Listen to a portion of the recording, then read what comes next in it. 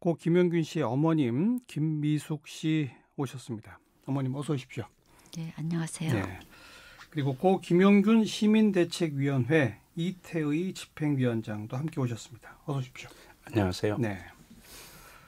뭐 여쭤보나 만하겠지만 어머님 참 마음이 너무 아프시겠어요. 아직도 용균이를 하늘로 못 보냈네요. 네. 위원장님. 예. 원인이 뭡니까? 어머니 표현은 용균이는 갔는데 그 사고 현장에 갔더니 용균이 친구들이 그 자리에서 똑같이 일하고 있더라. 그 친구들도 죽을 것 같더라. 그 친구들 살려야만 용균이한테 조금이라도 죄를 씻겠다. 이 마음이십니다. 그 친구들, 그 현장에서 지금도 일하는 그 친구들이 살 수 있도록 하는 대책이 마련되어야 장례를 치를 수 있다. 네. 그 현장에 가보시니까 어머니 어떠셨어요? 현대 그 공기업이라는 데가 아직까지 이런 데가 있나 너무 깜짝 놀랐습니다.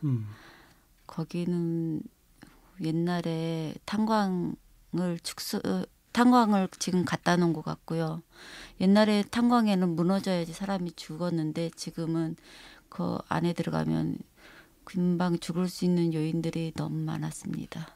그래서 너무 아들이 그렇게 험한 현장에서 일을 했는 거에 대해서 너무 가슴이 아팠고요. 그리고 거기에 있는 또 다른 우리 아들은 90억에서 일했는데 다른 애들은 1,8억이 계속 지금 현재 일하고 있는 상태입니다. 그래서 그 애들도 금방 죽을 것 같고 빨리 안전시설을 갖춘 다음에 일하게 해주고 싶은데 그러려면 그 애들 정규직을 해야지 안전하게 할 수 있다고 생각합니다. 정규직이 안 되면 그 애들은 보장해 줄 수 있는 장치가 아무것도 없습니다. 네. 그래서 그 사고의 진상 규명은 지금 됐습니까, 위원장님? 정부는 4단계로 조사를 하겠답니다. 1단계는 지금 특별근로감독, 그리고 안전보건감독, 현재는 안전과 관련된 조사를 하고 있습니다. 전부 다 노동부, 정부가 주도하는 거죠. 여기에 대통령께서는 가족과 시민대책위가 참여해서 국민이 납득할 만한 진상규명이 되라라고 했는데 저희 접근을 거부당했습니다. 대통령의 지시인데요? 그래서 참여시키라고 했는데 참여를 거부했어요? 그래서 노동부에 찾아가서 항의했죠. 대통령 말씀은 그런데 왜 참여를 못하냐, 왜 소통할 수 없냐. 뭐라고 답변하던가요? 봤더니 보령지청에서는 대전지청 가봐라. 대전지청에서는 보령지청이 책임자다. 그래서 대전지청에 저희가 양쪽에 그러면 책임자가 와서 답변을 달라 그랬더니 대전지청장님이 퇴근하시면서 샷타물을 내리셨어요. 그리고 저희 보러 점거했다, 퇴거하라, 공문 보내고. 현실이 그랬습니다.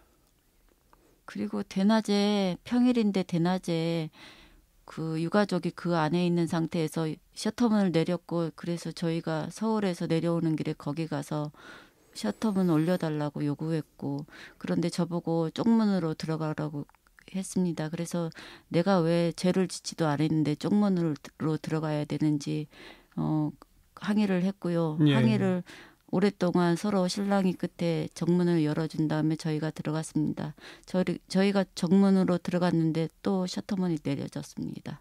그리고 저희 보고 점거했다고 얘기했고요.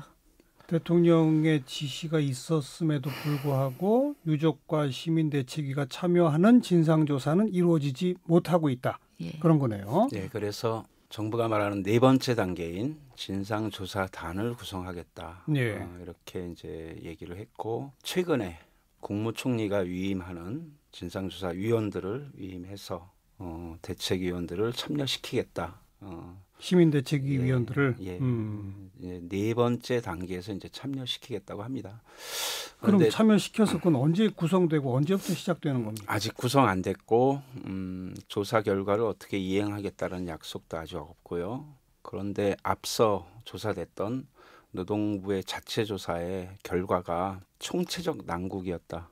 발전소의 현실이.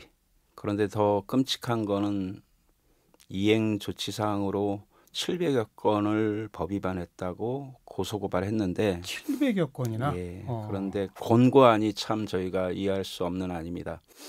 원청의 관리자들 보고 하청이 일하고 있는 비정규직들이 일하고 있는 작업 현장에 주기적으로 방문해봐라. 아하. 이게 권고사항입니다. 예. 죽음의 현장을 방문해봐라. 예. 이게 노동부의 대책안 권고안입니다. 엊그제인가 이낙연 총리가 빈소에 조문 왔었다면서요, 어머님? 예. 네. 뭐라고 하던가요, 총리는? 그냥 제가 보기에는 위로 차원에서 오신 것 같고요. 그래서 저희들은 정규직 전환이 되어야만 여기 있는 용균이 동료들이 안전하게 일할 수 있고 더 이상 죽지 않도록 할 수 있다고 예. 얘기했습니다. 예. 예. 그 이낙연 총리가 그 석탄발전소 중대재해 사고 원인 분석 등을 위한 진상조사위원회를 구성하도록 되어 있는 거 아니겠습니까? 예, 이제 국무총리가 위임하는 예. 위원들이 이제 조사를 하게 됐고 현재로는 그렇게 돼 있습니다. 그리고 거기에 시민대책위를 참여시키겠다고 총리가 약속을 한 겁니까? 예, 총리님도 그날 확인을 했습니다. 네. 다만 저희가 정규직 전환이 함께 움직여져야 되는 이유를 이제 설명을 드렸습니다. 총리님에게. 네, 단 진상조사만이 아니라. 예. 예. 왜냐하면 비정규직들에게도 법은 있었고 발전소의 안전 규정은 있었습니다. 예. 2인 1조라든가 컨베이어 벨트를 멈추고 작업하게 하는 이런 규정들은 법이나 규정이 다 있었습니다. 하지만 예. 왜 예. 비정규직에겐 적용되지 않았는가. 목소리 낼 수 없었고 시정 건의해도 받아들여지지 않았고 그것이 현실이니까 그들에게 말할 수 있는 권리, 위험할 때 작업장에서 벗어날 수 있는 권리를 주지 않으면 법제도 갖고 보호할 수 없습니다. 그래서 정규직 전환을 함께 요구하고 있는 겁니다. 네. 어머니께서 좀 아까 그 안전장치라도 해놓고 그리고 일해야 한다는 말씀하셨는데 네. 아직도 그럼 안전장치도 설치가 안 된 겁니까? 안전장치가 기존에 있던 거 풀코더라는 게 하나 있는데 저희 아들 일했던 데는 그게 철제로 컨베이어 벨트가 쌓여져 있는 상태고 그 안에서 일을 하는데 그 안전줄은 밖에 있습니다. 일하다가 금방 위력 세고 속도도 빠른 그곳에서 찝혀서 들어가게 되면 그 밖에서 풀코더를 누가 스톱을 해줘야 되는데 솔직히 정말 필요 없는 장치였습니다. 안전장치라고 해놨지만 예. 안전을 보장할 수 없는 장치였더라. 예. 그러니까 그게 개선이 됐냐 말이죠. 지금이라도. 하나도 안 돼 있습니다. 하나도 안 됐어요. 예. 지금 노동부 조사 결과로 1029건이라는 법률 위반 사항들이 발견했습니다. 그것들을 이제 시정해가면서 작업을 재개하고 안전조치를 해야 되는데 앞서 말씀드렸듯이 진상조사 과정에 저희가 개입되지 못했기 때문에 이후 이행 조치가 어떻게 되고 있는지 확인할 방법이 없습니다. 그리고 거듭 강조하고 계신 그 정규직화 논의는 어느 정도 진행되고 있습니까? 청와대에서는 오늘 청와대 담당자와 관련 부처의 관계자들이 회의를 해서 저희들에게 진행 사항을 알려주겠다고 했는데 사실 아직까지 연락받고 있지 못합니다. 네. 정말 답답합니다. 빨리 대통령께서 결단만 내려진다면 할 수 있을 것 같은데 정말 왜 그렇게 일이 진행이 됐는지 저도 많이 답답합니다. 대통령이 국무회의와 TV를 통해서 국민들에게 정규직 전환하는 과정에서 사각지대가 있으면 살펴서 대책을 세우라라고 지시하셨죠. 이 말씀하신 게 20개월 전입니다. 그리고 최근에 또 말씀하셨고요. 발전사는 유독 정규직 전환을 20개월 동안 시간만 지연시켜 왔습니다. 그렇죠. 그리고 지금 와서 대통령이 지상에 있음에도 불구하고 공공기관에서 정규직 전환하면 여태까지 민영화됐던 영역들의 회사들에서 소송을 당할 거다. 정부가. 그 이후로 아직까지 대책을 안 내놓고 있습니다. 그리고 이제서야 청와대가 주도해서 회의를 하고 뭔가 안을 내겠다. 예. 현재 그 상태다. 네, 기다리고 있습니다. 지난 연말에 어머님께서는 계속 국회에 계셨잖아요. 예. 그래서 결국 고 김용균법이라고 하는 법이 통과는 됐는데 그 법 내용에 보면 우리 용균이 같은 노동자는 거기 대상이 아니라면서요. 그래서 용균이법에 용균이는 없다는 말이 있더라고요. 예. 지금 제가 원하는 거는 거기 그 책임자들 처벌하는 그런 규정도 있는데 그런 거에 상한선은 10년으로 돼 있는데 하한선이 정해 너무 약하게 돼 있어서 몇 년 이상의 형 이렇게 해야 되는데 예. 그게 너무 약하게 돼 있어서 실질적으로 책임질 수 없게끔 그렇게 만들어져 있더라고요. 그리고 또 제가 말씀드린 대로 그 법에 정규직으로 저렇게 하거나 직접 고용을 해야 하는 의무 업종에 용균이 같은 노동자는 없다면서요. 예, 발전사들이 지금 거기에는 빠져 있습니다. 현재 지정돼 있는 것은 위험약품, 폭발 부분 이렇게 아주 제한돼 있으니까. 그러니까 컨베이어 벨트 점검 노동자는 없는 거죠. 예. 위험 작업으로 구분되지만 하청 자체를 주지 못하도록 하는 데는 제외돼 있습니다. 그럼 이걸 소위 일명 김용균법이라고 부르면 안 되겠네요. 예, 정말 왜 김용균법으로 들어가 있는지 정말 어처구니 없습니다. 그나마 연말에 국회에 어머님께서 직접 가서 눈물로 호소하셔서 법이 개정된다 할 때 처음 들으실 때는 괜찮으셨잖아요. 예. 내용을 뜯어보니 그렇더라 이거죠. 예. 집에 이제 태안으로 가서 그 동료들이 풀이 죽어 있는 상태를 보고 그때 물어보니까 그렇게 얘기를 하더라고요. 그래서 그때 알았습니다. 그러니까 결국 사망의 원인 밝히는 진상조사도 제대로 이루어지지 못했다. 당연히 책임자 처벌도 아직 이야기되고 있지 못할 것이고 재발 방지를 위한 후속 대책 되고 있는지 안 되는지 확인조차 지금 안 되고 있다. 그죠? 그리고 근본적 문제인 정규직화 아직 방안도 나오지 않았다. 그나마 산업안전보건법 개정이 되긴 됐으나 호소하기 짝이 없다. 예. 그러니 장례를 못 치르고 계신 거군요, 어머니. 예. 어떻게 하실 겁니까? 우리 빨리 이번 명절 되기 전에 장례를 치르고 싶고요. 대통령이 좀 나서 주셔서 이 일을 잘 해결될 수 있도록 해주셨으면 좋겠습니다. 저희가 새로운 요구를 하는 게 아니고요. 이미 정부에서 발표를 여러 가지 했고요. 대통령께서 국민 생명은 반드시 지키겠다 약속하셨고 최근에도 진상조사뿐만 아니라 정규직 전환 문제 말씀하셨고 그 과정의 소통을 우는 아이 보듯이 부모의 마음으로 하시라 한 말씀까지. 대통령이 발언대로 됐으면 이 문제 벌써 해결됐죠. 그런데 누가 막아서 안 되는지 그 이유를 꼭 좀 밝히고 싶습니다. 비정규직에겐 사실은 아까 말씀처럼 대통령의 말씀이 왜 본인들에게는 희망으로 왔다 지금 절망이 되는지 그걸 매일 확인하고 있는데 오는 길에서도 또 다른 노동자가 또 죽었다는 소식을 듣고 왔습니다. 네. 이 죽음의 사슬을 끊어놔야 어머니가 장례 치른 이후에도 또 다른 사고 소식에 가슴 아파하지 않을 수 있다. 최소한의 용균이 보고 나서 떳떳할 수 있게 해줬으면 좋겠다라는 게 저희 심정이고 대통령도 그 심정이라고 믿는데 발전사들, 산업자원부 너무 저항하고 있습니다.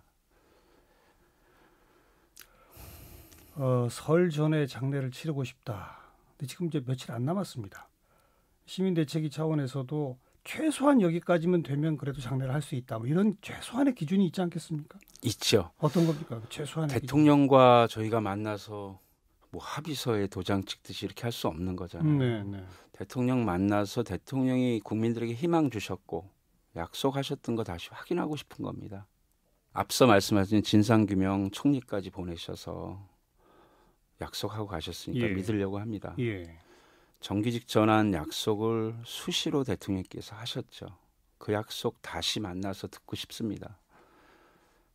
그 자리에서 한 가지만 더 약속받고 싶은 게 본인의 지시가 왜 현장에선 이행되지 않는지 그거 점검해서 이행하게 하겠다라는 약속까지 받으면 됩니다.